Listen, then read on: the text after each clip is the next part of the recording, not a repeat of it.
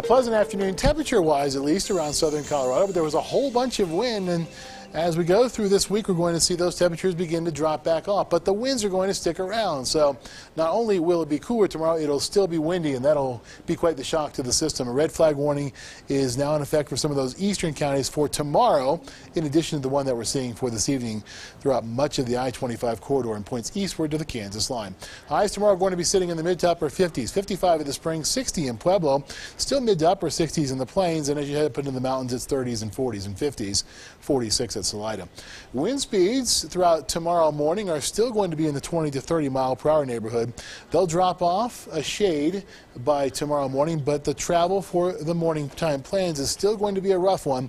22 the sustained wind at the Springs at 7 o'clock, 30 at Pueblo, lower to middle 20s throughout much of the rest of the region as well.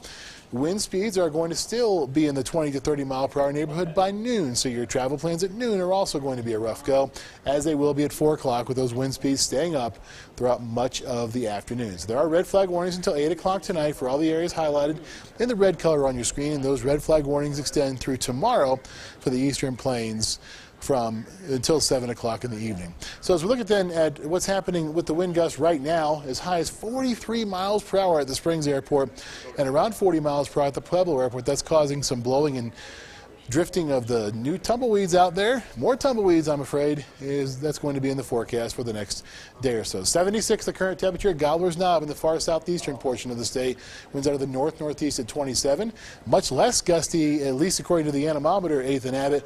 57 is the current temperature as we look back towards downtown. Skyscan satellite and radar. The other concern for us tonight is the rain and snow that's going to be popping up over towards the Continental Divide over the next couple of hours, pushing its way towards places like Monarch Pass, which right now is 29 degrees. No snow on the road, at least not as of yet, but expect more throughout the next several hours. Skycast is going to call for that snow to continue but fade away as it pushes off to the east over the next 12 or 24 hours. We're going to continue to see that wind, though, as we go through the day tomorrow. All that newly fallen and blowing snow is going to be drifting around throughout the next day. 36, partly cloudy, windy early, winds out of the west at 15 to 30, gusting to 45. For tomorrow in the Springs, we're going to top out at 55 degrees, mostly sunny, breezy, and cooler. Winds out of the northwest at 15 to 25. Your forecast then for Pueblo at the Riverwalk calls for low temperatures to be sitting in the mid to upper 30s under partly cloudy skies, and by tomorrow, we're going to be topping out in the upper 50s to right around 60 degrees under mostly sunny skies. 7-day forecast then for the Springs. High temperatures are going to drop back into the lower 50s, and then we'll see that chance for rain and snow on Wednesday and Thursday as another system approaches the area from the northwest. High temperatures then make their way to the middle 50s. Pueblo, your 7-day forecast, upper 40s and lower 50s for you by Wednesday and Thursday with a good chance for some rain and snow. Same thing is true in Canyon City as you drop back into the upper 40s and lower 50s after sitting in the mid to upper 50s tomorrow and Tuesday.